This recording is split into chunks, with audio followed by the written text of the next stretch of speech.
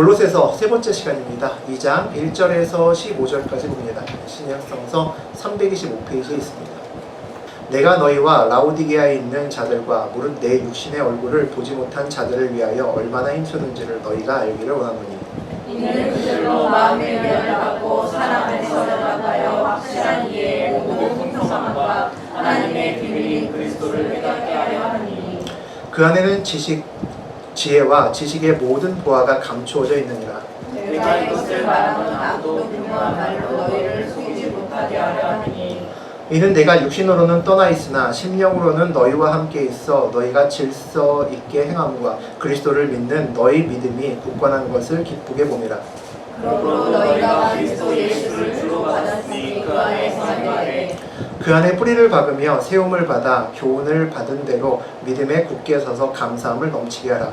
누가 철학과 헛된 소리시로 너희를 사로잡을까 주의하라. 이것은 사람의 전통과 세상의 풍문물과 다르며 그리스도를 따름이 아니라. 그 안에는 신성의 모든 충만이 육체로 거하시고 너희도 그 안에서 충만하였으니 그 모든 불자와 권세의 것이다. 또 그 안에서 너희가 손으로 하지 아니한 할례를 받았으니 곧 육의 몸을 걷는 것이요 그리스도의 할례니라. 너희가 자세로 그리스도와 함께 장사되고 또 죽은 자들 가운데서 그를 일으키신 하나님의 역사를 믿음으로 말미암아 그 안에서 함께 일으키심을 받았느니라. 또 범죄와 육체의 무할례로 죽었던 너희를 하나님이 그와 함께 살리시고 우리의 모든 죄를 사하시고 우리를 거스르고 불리하게 하는 공정으로 쓰신 것을 즐기고 죄하여 삼가 십자가에 못 박으시고. 함께 읽겠습니다. 통치자들과 권세들을 무력화하여 드러내어 구경거리로 삼으시고 십자가로 그들을 이기셨느니라. 하나님 말씀입니다. 아멘. 예, 우리 방금 전에 골로새서 2장 1절에서 15절까지 읽으셨습니다. 우리 그 내용 가지고 세상에 속으면 끝까지 걷지 못한다. 세상에 속으면 끝까지 걷지 못한다 라는 제목을 함께 나누겠습니다. 예수를 믿으며 가는 길에 제일 힘든 것들 중에 하나가 주변의 시선입니다. 친구나 지인들 중에 예수를 모르는 사람들, 또 우리 같은 집에 살고 있는 가족 중에서 예수를 모르는 사람들, 그들이 가끔 우리의 신앙의 걸림돌이 되고 또 상처가 될 때가 있습니다. 또 내가 세상의 기준으로 나름대로 잘 풀리고 있으면 또 조금 안 좋은 시선으로 바라봐 주어도 또 견딜 수 있는데, 고전하고 힘든 가운데 있는데 신앙의 도전적인 질문을 받고 대정적인 그런 말을 듣게 되면 마음에 깊은 상처가 됩니다. 때로는 교회에 나와서 예수님께 불평하고 울어 퍼대기도 합니다. 그럼에도 불구하고 신앙의 자리를 떠나지 못하는 이유는 한 가지입니다. 이 길이 진리임을 확신하기 때문입니다. 예수 그리스도가 살아계심을 알기 때문입니다. 이 길이 생명의 길임을 알기 때문이죠. 그래서 우리는 이 길을 걸을 수밖에 없고 걸음을 멈추지 않고 끝까지 갈 수밖에 없는 겁니다. 예, 오늘 1절 같이 보시겠습니다. 내가 너희와 라오디게아에 있는 자들과 무릇 내 육신의 얼굴을 보지 못한 자들을 위하여 얼마나 힘쓰는지를 너희가 알기를 원하노니. 내 육신의 얼굴을 보지 못한 자들을 위하여 라고 말합니다. 골로새 교인들, 라오디게아 교인들은 바울이 직접 방문해서 얼굴을 본 적이 없다라는 겁니다. 바울이 그를 원하는 모든 것을 다 가고 싶지만 오늘날처럼 비행기가 있는 것도 아니고 자동차가 있는 것이 아니기 때문에 가까운 거리를 가더라도 굉장히 오랜 시간이 걸리죠. 그래서 그를 찾는 곳을 모두 다 방문하지 못한다는 이야기입니다. 바울이 가고 싶어도 못 가는 곳이 너무나 많았기 때문에 안타깝다는 얘기죠. 얼마나 힘쓰는지를 너희가 알기를 원하노니라고 되어 있습니다. 직접 가지 못하는 골로새나 또는 라오디게아 교인들을 위해서 그의 제자, 바울의 제자들을 파송을 합니다. 그리고 그 상황에, 그 교회의 상황을 늘 전해 듣고 그들을 위해서 항상 중보하고 기도하면서 하루하루를 보내고 있는 것이 바울의 마음입니다. 직접 자기 몸은 가지 못해도 마음은 늘 그들과 함께 있다는 거죠. 2절 함께 보시겠습니다. 이는 그들로 마음의 위안을 받고 사랑 안에서 연합하여 확실한 이해의 모든 풍성함과 하나님의 비밀인 그리스도를 깨닫게 하려 함이니. 마음의 위안을 받고 사랑 안에서 연합하여 라고 되어 있습니다. 바울이 전심으로 골로새 교인들을 위해서 늘 기도합니다. 그 기도하는 내용은 골로새 교인들이 서로 위로받고 서로 간에 사랑하고 연합하여 하나가 되라라는 것입니다.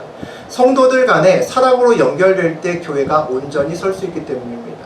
우리 임마누엘 교회도 위로와 사랑으로 서로를 배려하고 서로 사랑 가운데 많은 것들을 나누고 삶에서 어려움을 서로 나누고 서로 도와야 됩니다. 한 마음으로 교회 안에서 믿음의 형제, 믿음의 자매를 많이 만드시는 저와 여러분이 되시기를 주의 이름으로 축원드립니다. 확실한 이의 모든 풍성함과 하나님의 비밀인 그리스도를 깨닫게 하려 함이니라고 되어 있습니다. 그리스도를 깨닫고 그에 담긴 복음을 확실히 이해하는 것은 너무나 중요한 겁니다. 십자가에 달려 돌아가신 예수님, 그 하나님이 바로 놀라운 비밀이라는 거죠. 그 안에 담겨진 놀라운 은혜와 하나님의 뜻이 있다는 겁니다. 그리스도에 담긴 비밀, 복음을 온전히 풍성히 이해하게 되면 우리의 삶이 달라지고 우리의 삶이 풍성하게 된다는 이야기입니다. 복음은 생명이고 복음은 힘이 있기 때문입니다. 복음을 알고 믿는다는 것은 이제 새로운 생명으로 살아가고 새로운 힘으로 살아갈 수 있다는 거죠. 하나님 나라의 온전한 백성으로 살아갈 수 있다는 겁니다.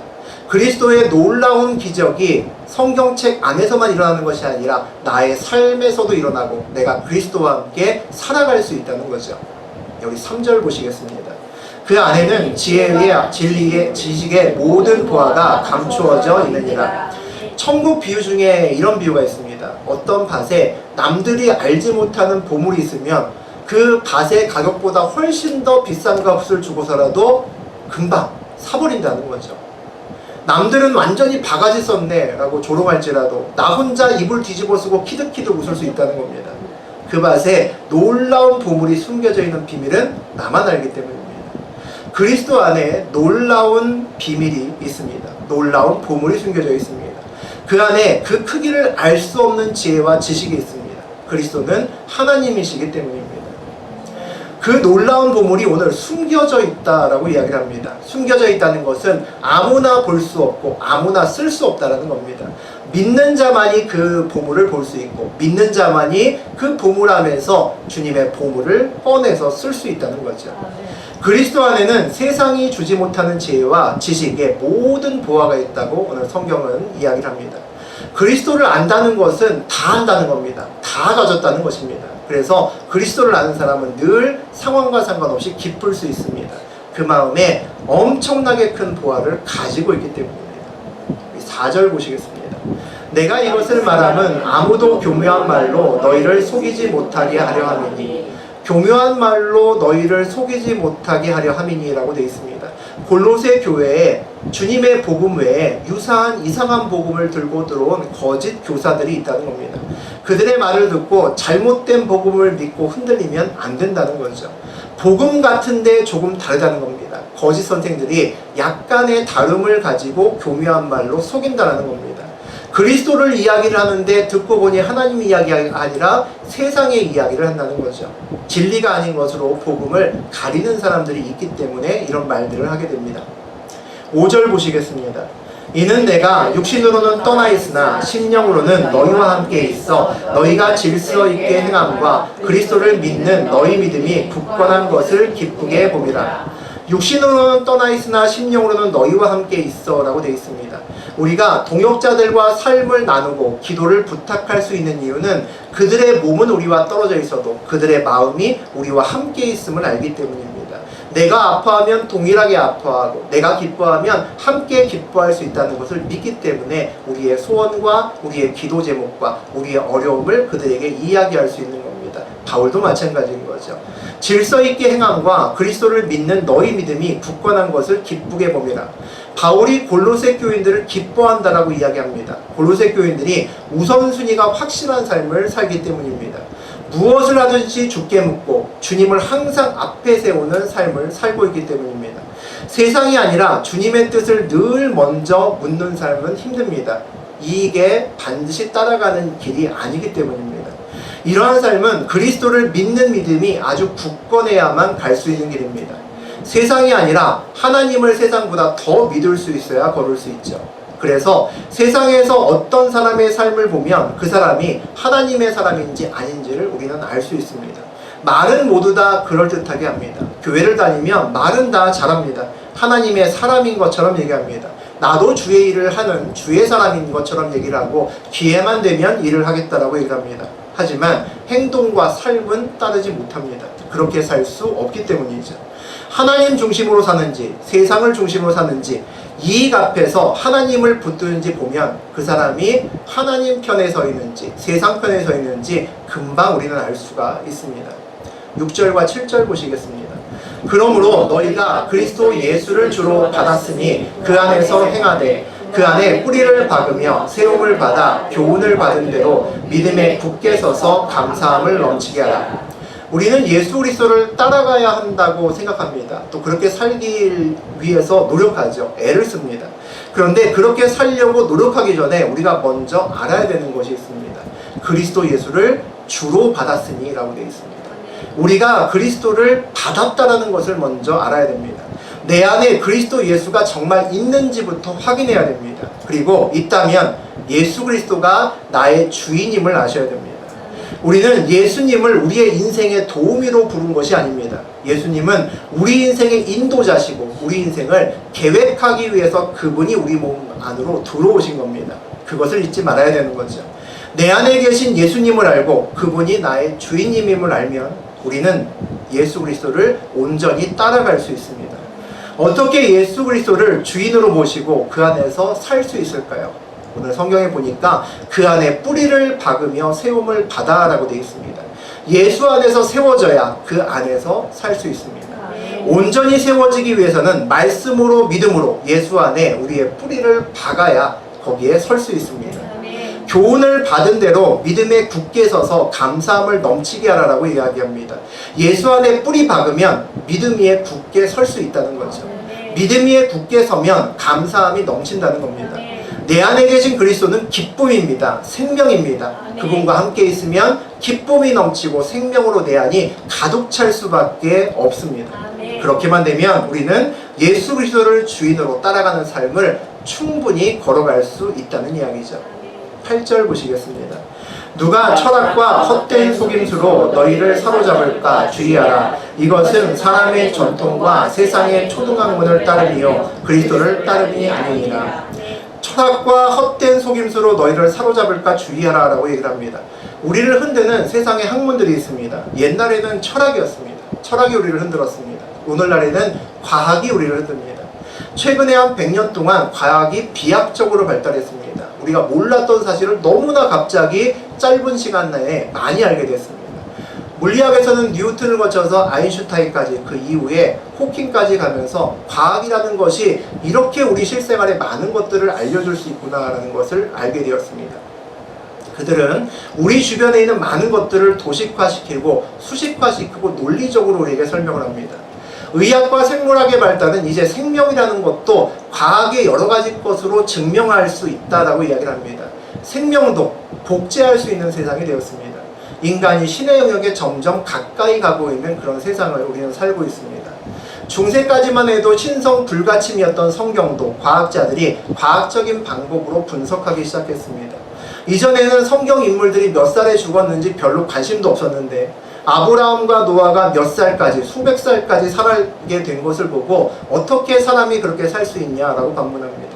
성경의 인물들의 나이를 전체를 더하고 추정해서 지구의 나이를 측정했더니 6,000년이랍니다. 그러면 과학적인 방법으로 반감기를 통해서 원소의 반감기를 통해서 지구의 나이를 추정하면 45년이라는 거죠. 그래서 성경에 오류가 있다라고 얘기를 합니다. 막연히 하늘 위에 하나님이 계시고 저 하늘 너머에 천국이 있다고 믿던 사람들에게 과학자들은 저 하늘 너머 대기권을 넘어가면 공기가 없는 우주가 있다라고 얘기를 합니다. 달나라에는 토끼가 없고 분화구만 있다라고 얘기를 하죠. 하늘 구름 뒤에 하늘나라는 없어 라고 우리에게 얘기를 합니다. 마치 어린아이들에게 산타클로스는 없다라고 알려주면서 아이들의 동심을 파괴하면서 키득거리는 어른들처럼 희열을 느끼는지도 모르겠습니다. 유치원생들에게 산타클로스는 없어. 실제 네 아빠가 산타클로스야. 라는 것이 무슨 의미를 갖겠습니까? 유치원들 아이들에게 산타클로스 이야기는 산타클로스가 있다 없다의 이야기를 합니다. 그것 때문에 산타클로스 이야기가 만들어진 것이 아닙니다. 착한 일을 하면 누군가 그것을 보고 있다는 것을 배우기 위해서 그 이야기를 하는 겁니다. 착한 일을 하면 지금은 아니지만 언젠가는 그에 합당한 보상이 온다는 것을 가르치기 위해서 산타클로스가 등장한 겁니다. 그런 면에서 아이들에게 산타클로스의 이야기는 인생의 중요한 하나의 팩트를 선물하는 겁니다. 성경은 팩트입니다. 성경은 사실입니다. 이것은 하나님께서 6,000년 전에 살았던 사람이나 지금이나 또 앞으로 몇천 년 후의 사람이나 동일한 것을 말해줄 수 있는 책입니다. 이 세상에 어떤 책이 수천 년 동안 서로 다른 문화와 다른 지식을 갖고 있는 사람들에게 동일한 것을 말할 수 있겠습니까? 지금으로부터 2000년 전의 사람들도 우리와 같은 똑같은 성경을 읽었고 지금도 이 성경을 읽고 있고 예수님이 재림하시지 않는다면 앞으로 2000년, AD 4000년에도 사람들은 역시 모여서 성경책을 읽고 있을 겁니다. 그 성경을 정해진 지금의 시점, 2000년대의 과학을 기준으로 분석하고 해부하는 것이 무슨 의미가 있겠습니까? 성경은 바뀌지 않지만 과학은 바뀌기 때문에 의미가 없는 겁니다. 이전에 오늘 보면 거짓이지만 1000년 후에 보면 다른 얘기를 할 수 있는 겁니다. 오늘 우리 사람들은 1100살밖에 못 살지만 1000년 후에 과학의 발달로 사람이 200살까지 살 수 있으면 성경의 많은 이야기들은 사실이 되는 겁니다. 제가 생물학을 전공했습니다. 제가 대학교 1학년 때 배웠던 내용과 최근에 생물학에서 학교에서 떠도는 내용은 많이 다릅니다. 10년 전에는 교과서에 나올 정도로 진리였는데 지금은 그렇지 않다라고 이야기를 합니다. 세상에 학문을 쫓아가는 것은 변하는 것을 따라가는 겁니다. 불변의 진리가 아니라는 거죠. 하지만 그리스도를 따라가는 것은 불변의 진리입니다. 만약에 세상의 학문이 그리스도를 대적한다면 당연히 불변의 진리인 예수 그리스도를 따라가야 되는 거죠. 그리스도는 하나님입니다. 그를 대적하는 학문은 사람의 학문이죠. 하나님과 비교하면 아무리 발달된 과학이라도 초등학문이 될 수밖에 없습니다. 초등학문, 사람의 학문으로 그리스도, 신을 풀 수는 없는 거죠. 그리스도는, 하나님은 분석하고 관찰하는 대상이 아닙니다. 우리가 삶에서 체험해야 되는 대상입니다. 복음서에 보게 되면 풍랑을 만난 배에 타고 있던 제자들에게 예수님께서 바다를 건너 걸어오시는 장면이 나옵니다. 바다를 건너 걸어오시는 예수님을 보고 제자들 중에 한 명인 베드로가 주님 하고 부릅니다. 주님, 저도 물 위를 걷고 싶습니다. 물 위를 걷게 하소서. 이런 이야기를 하죠. 예수님께서 내게로 오라 그럽니다. 베드로니까 걸어갈 수 있었겠죠. 바다 위를 풍랑이 오르는 곳을 걸어갑니다. 걸어가다가 풍랑이 넘칠 때니까 어이쿠 하면서 바닷물에 쿵 빠지죠.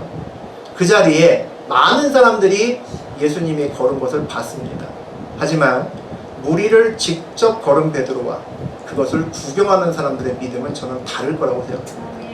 또 그 이야기를 전어들어서 베드로가 그날 거기에서 물 위를 걸었대 라고 듣는 사람의 믿음은 말할 것도 없습니다. 걷다가 물 위에 빠져도 걸어봤다는 기억은 중요합니다. 삶에서 체험한 것이 믿음으로 남기 때문입니다. 물 위를 걸어본 베드로는 사람이 물 위를 걸을까 과학적으로 분석하지 않습니다. 왜? 그가 물 위를 걸었기 때문입니다. 체험한 사람은 분석하지 않습니다. 체험이 있기 때문에 그것을 과학과 철학의 관점에서 보는 것이 얼마나 의미가 없고 탁상공론인지 알기 때문입니다. 여러분이 여러분의 인생에서 예수님을 만나고 예수님과 함께 걸었고 예수님과 함께 기적을 체험했던 그 경험이 있으면 세상의 과학으로 예수님을 난도질하는 것이 얼마나 의미가 없는 것인지 아실 겁니다. 저도 그것 때문에 예수님을 믿게 됐습니다. 9절과 10절 보시겠습니다. 그 안에는 신성의 모든 충만이 육체로 거하시고 너희도 그 안에서 충만하여졌으니 그는 모든 통치자와 권세의 머리시라. 예수님은 신성으로 가득 찬 설명할 수 없는 육체로 태어났다라고 얘기합니다. 그래서 예수님은 신학적으로는 100%의 신의 모습과 100%의 인간의 모습을 같이 가지고 계신다라고 얘기를 합니다. 모른다는 얘기죠. 예수님이 우리 안에 오시고 우리가 그분 안에 있으므로 우리도 예수님과 같이 될 수 있다는 겁니다. 예수님이 모든 통치자의 권세의 머리이십니다. 그분이 우리와 함께 있다는 거죠. 이것이 우리에게는 세상을 살아가는 복음이 됩니다. 기쁜 소식이 되는 거죠. 11절 보시겠습니다. 또 그 안에서 너희가 손으로 하지 아니한 할례를 받았으니 곧 육의 몸을 벗는 것이요 그리스도의 할례니라. 너희가 손으로 하지 아니한 할례를 받았으니 라고 합니다. 손으로 하는 할례는 옛날 고대에 지금도 유대인들은 하고 있지만 남성들이 포경수술하는 것과 비슷하게 남성의 생식기 일부를 잘라내는 겁니다. 그래서 하나님의 백성이야 라고 스스로 각인시키는 거죠. 그리스도를 믿는 사람은 손으로 하지 않는 육체가 아닌 마음의 할례를 받는다라고 오늘 얘기를 하는 겁니다. 육의 몸을 벗는 것이요 그리스도의 할례니라라고 설명합니다. 마음의 할례는 그리스도의 할례라는 겁니다. 그 할례는 육체의 몸을 벗는 거라고 얘기를 합니다. 우리가 세상의 육체에 제한되지 않는다라는 겁니다. 우리가 육체를 가지고 있지만 우리를 흔드는 세상에 휘둘리지 않고 자유를 갖고 있을 수 있다는 거죠. 우리 교회의 표어가 하나님과 함께 세상을 이기는 교회입니다. 그렇게 살 수 있다라고 오늘 성경은 이야기하는 겁니다. 12절 보시겠습니다. 너희가 세례로 그리스도와 함께 장사되고 또 죽은 자들 가운데서 그를 일으키신 하나님의 역사를 믿음으로 말미암아 그 안에서 함께 일으키심을 받았느니라. 너희가 세례로라고 되어 있죠. 우리는 때가 되면 교회에서 세례를 받습니다. 우리가 세례를 받는 의미가 뭡니까? 그리스도와 함께 장사되고 또 죽은 자들 가운데서 그를 일으키신 하나님의 역사를 믿음이라고 되어 있습니다. 세례는 그리스도와 함께 죽었지만 다시 일으키신다는 하나님을 믿는다라고 하는 믿음의 표시로 우리가 세례를 받는 겁니다. 그 안에서 함께 일으키심을 받았느니라고 되어 있습니다. 우리의 믿음이, 우리의 세례가 그냥 마음속의 믿음으로 끝나지 않는다는 거죠. 우리의 믿음은 생명력이 있다는 겁니다. 하나님이 우리의 믿음을 보시고 실제로 죽은 자 가운데서 우리를 예수와 함께 일으키신다는 겁니다. 이것이 믿음의 체험이죠. 이 체험이 있으면 우리는 세상에서 결코 넘어지지 않습니다. 13절 보시겠습니다. 또 범죄와 육체의 무할례로 죽었던 너희를 하나님이 그와 함께 살리시고 우리의 모든 죄를 사하시고. 예수 그리스도의 십자가의 의미가 무엇입니까? 우리의 죄 때문에 죽을 수밖에 없고 이방이었던 우리에게 예수님과 함께 살 수 있는 길을 여신 겁니다. 우리의 죄를 용서받을 수 있는 길을 여셨다는 거죠. 우리에게 그리스도의 할례를 베푸셔서 더 이상 이방인이 아니라 예수 그리스도의 족보의 이름을 올릴 수 있는 영광을 주셨다는 겁니다. 우리 14절과 15절 보시겠습니다. 우리를 거스르고 불리하게 하는 법조문으로 쓴 증서를 지우시고 제하여 버리사 십자가에 못 박으시고 통치자들과 권세들을 무력화하여 드러내어 구경거리로 삼으시고 십자가로 그들을 이기셨느니라. 우리를 거스르고 불리하게 하는 법조문으로 쓴 증서, 예수 그리스도를 대적해서 예수 그리스도를 품고 사는 우리를 제한하는 법들이 있습니다. 세상의 법은 예수 그리스도를 따라가지 말라고 합니다. 십자가는 힘이 없다라 그러죠. 2000년 전에 십자가에서 죽은 예수를 믿는 것은 바보라고 얘기합니다. 그것을 왜 믿냐라고 얘기를 하는 거죠. 그리고 그 법조문 때문에 결국 예수를 십자가에 끌고 가고 예수가 2000년 전에 이미 그 법조문 때문에 죽었다라고 이야기를 합니다. 오늘 성경에서 법조문으로 쓴 증서를 지우시고 제하여 버리사 십자가에 못 박으시고 라고 얘기를 합니다. 그 죽음의 십자가에 실제로 죽은 것은 그리스도가 아니라 그리스도를 대적하는 법이 죽었다라고 얘기를 합니다. 세상의 법조문으로 죽임을 당하셨던 예수가 다시 살아나셨기 때문입니다. 예수가 십자가에서 다시 살아나셨기 때문에 이제 그를 제한했던 모든 법은 도리어 예수로 인해서 다시 살아나신 예수로 인해서 십자가에 자기가 죽을 수밖에 없는 상황이 되었다는 거죠. 통치자들과 권세들을 무력화하여 드러내어 구경거리로 삼으시고라고 되어 있습니다. 당시 예수를 조롱하던 통치자들, 예수를 십자가에 못 박히게 만들었던 그 권세들이 십자가의 예수가 다시 사심으로 인해서 그들의 모든 권세가 의미가 없어지고 조롱거리가 됐다는 겁니다. 이것이 세상을 붙들면 우리가 끝까지 사명의 길을 가지 못하는 이유입니다. 우리가 세상의 권세들을 붙들면 결국 조롱거리가 되기 때문입니다. 십자가로 그들을 이겨시었느니라 라고 되어 있습니다. 이것이 우리 그리스도인들이 붙들 수 있는 최고의 진리죠. 세상은 모르는 우리의 진리입니다. 예수의 십자가가 2000년 전에 세상의 모든 권세를 이겼습니다. 그 사실을 믿음으로 그 십자가의 능력에 힘입어서 2000년 후에 오늘도 우리 앞에 있는 권세와 세상의 법을 향해서 모두가 그리스도의 통치 아래 있다라고 우리가 선포할 수 있는 겁니다. 이 믿음으로 살아가는 것이 그리스도의 제자된 삶입니다. 우리는 그리스도를 대적하는 세상에서 이 믿음 때문에 맞설 수 있고 그들과 다른 길을 당당하게 걸어갈 수 있습니다.